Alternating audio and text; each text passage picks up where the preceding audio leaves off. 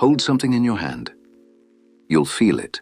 Solid object, solid hand, the two of them meeting. Not one part of that is happening the way you think it is. You are not solid. You are not sealed. You are not one thing. And the hand never touched the glass.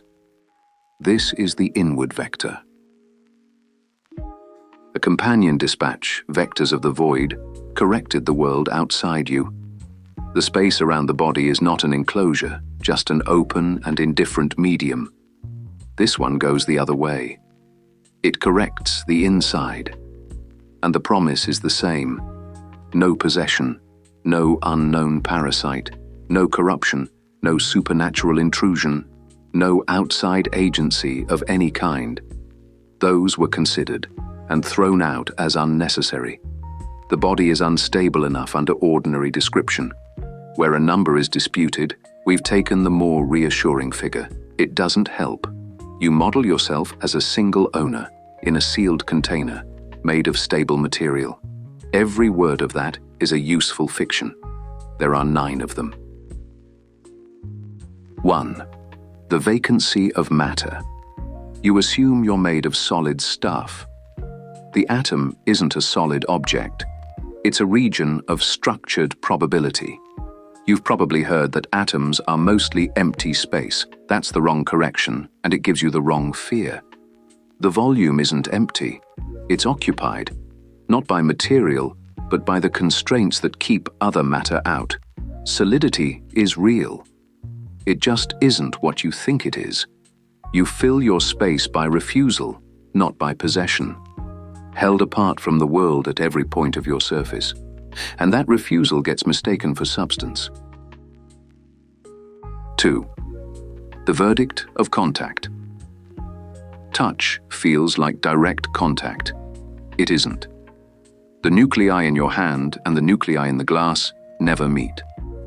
A structured gap is held open the entire time. Your body never reports the world. It reports the deformation of itself and infers the world from the pattern. You have never directly met anything outside yourself.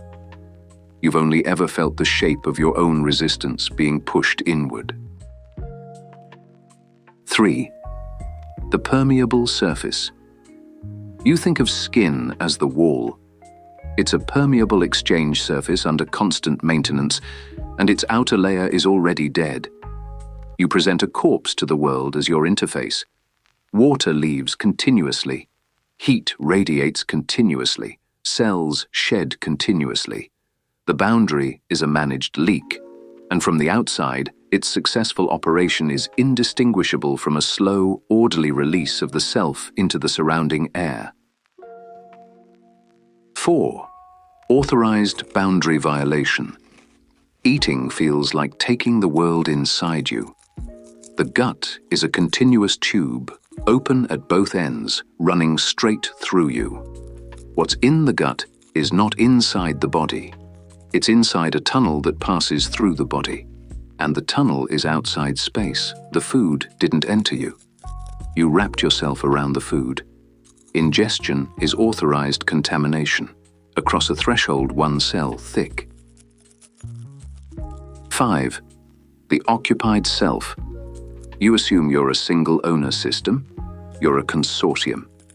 That old figure, 10 bacterial cells for every human cell, is obsolete.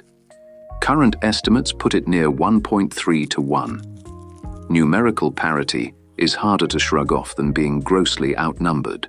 Your mitochondria are domesticated bacteria.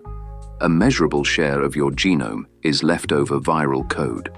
Foreign cells from pregnancy persist in tissue for decades. Ownership is a regulatory condition, not a cellular fact. The self is a coalition that mostly votes one direction. It is not a single citizen. 6. Scheduled death. You treat your flesh as a stable substrate. It persists through continuous replacement, an ongoing regime of cell death, removal and reconstruction, running at all times. The line about replacing every cell every 7 years is false. Turnover is tissue-specific and spans 4 orders of magnitude. You survive by killing your components on schedule. What you recognize as yourself isn't the material. It's the pattern of replacement, held steady while the substrate underneath is consumed. The handful of cells that are never replaced are the parts of you that cannot be backed up. 7. The corruptible archive. You assume the genome is a fixed record? It's a mutable one. Continuously damaged, continuously repaired, maintained statistically rather than absolutely. The genome is not stored. It's defended in real time against a damage rate that never reaches zero. Different cell populations carry different mutations. The archive degrades through use, and that degradation is scheduled into the design. There is no master copy in reserve, only working copies, each drifting slowly away from the others. 8. The pattern that claims continuity. You feel like an occupant. You're a maintained neural pattern running on a substrate in constant turnover. The neuron endures. Its contents are swapped out over weeks, and memory itself is rewritten every time you retrieve it. The self that recalls its own past is consulting an edited record, edited by itself each time it looks. You are not an occupant of the body. You're one of the body's maintained activities, running continuously enough that you've never caught your own substrate being replaced underneath you. 9. Thermodynamic debt. You think of life as something you have. It's something you do.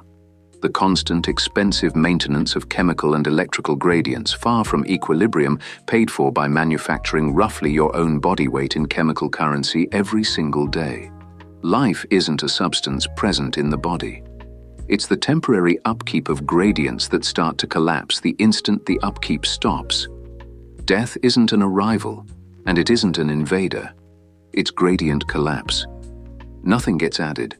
Something merely stops being subtracted. No permanent correction is available. Maintenance continues until it doesn't. Read in order the 9 collapse into 1. Solidity is a refusal at the surface, not a substance within. Touch is a verdict, not a meeting. The boundary leaks. The inside the food enters is the outside. The single owner is a consortium near parity. The stable flesh is replaced on a schedule that runs on killing its own parts. The fixed archive is a mosaic of diverging copies. The occupant is a pattern on borrowed substrate. And life itself is not held. It's performed. None of this needed exaggeration. Every figure came from the conservative end of the range. The body is unstable enough under accurate description that the only way to make these findings less frightening would be to make them false. What's left, with the fictions removed, isn't a dramatic horror. It's an administrative one. The body is not a thing that exists and then ends. It's an activity, a local interruption of dissolution, maintained at continuous cost against a pull that never lets up. The interruption is what you call yourself. The pull is what you call death. They aren't two events. They're one event under two managements, and only one of them is temporary. The most frightening thing is not the unknown. It is the known, stated clearly. The body is not a shelter from dissolution. The body is dissolution under management. The complete white paper, methodology, per section measurements, exhibits, and factual anchors is linked below.